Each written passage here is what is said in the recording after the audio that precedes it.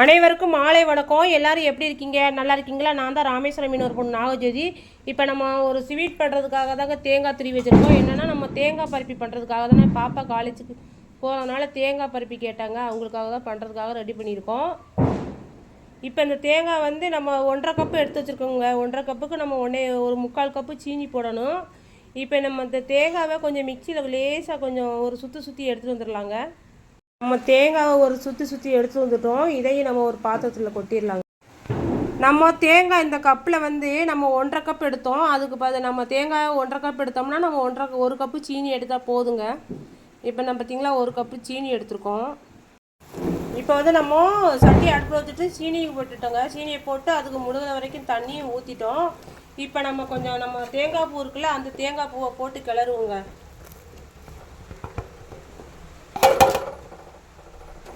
பார்த்தீங்களா, தேங்காய் பூவை போட்டாச்சு.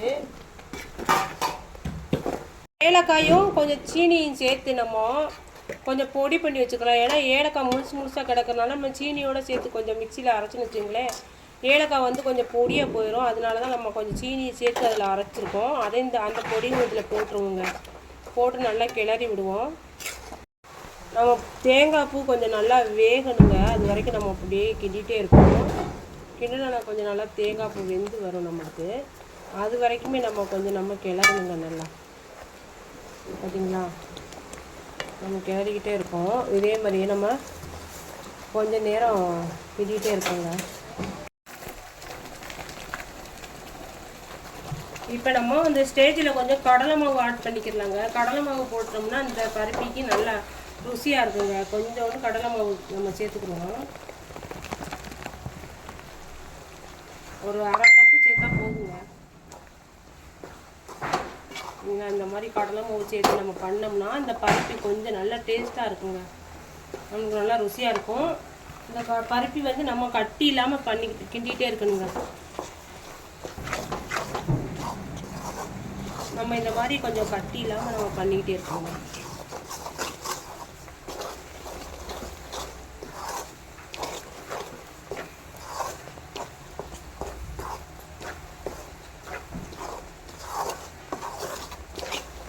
கட்டிலாம் ஏதாவது இருந்துச்சுன்னா நம்ம இப்படி நம்ம கரண்டி வச்சு நம்ம உடச்சி விட்டுறணும். உடச்சி விட்டு நம்ம இப்படியே கிண்டிகிட்டே இருக்கணுங்க கொஞ்சம் நேரம்.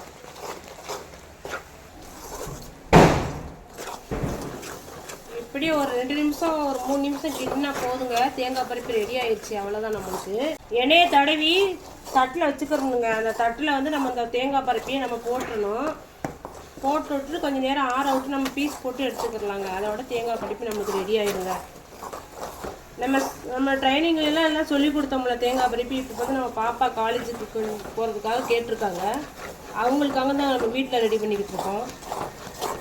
இந்த பருப்பி ரொம்ப டேஸ்ட்டாக இருக்குங்க. நீங்களும் ட்ரை பண்ணி பாருங்கள். ரொம்ப ருசியான நம்மளுக்கு தேங்காய் பருப்பி ரெடிங்க. நம்ம அடுப்பை ஆஃப் பண்ணிட்டோம். அவ்வளோதாங்க, நம்ம அடுப்பை ஆஃப் பண்ணிட்டோம். இப்போ இறக்கி நம்ம எண்ணெய் தடவி இருக்கிற தட்டில் நம்ம ஊற்றிடலாங்க. அந்த தட்டில் நம்ம ஊற்றிடலாம்.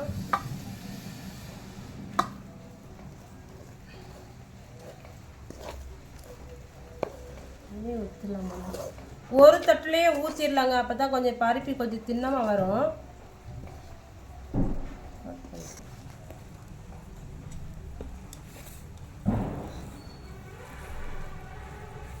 இந்த மாதிரி நம்ம ஒரு தட்டில் நம்ம இப்படி பரப்பி வச்சிட்டோன்னு வச்சுங்களேன், கொஞ்சம் நேரம் நம்ம ஆறுனதுக்கப்புறம் நம்ம கட்டி வச்சு சின்ன துண்டாக கட் பண்ணிக்கிறலாங்க.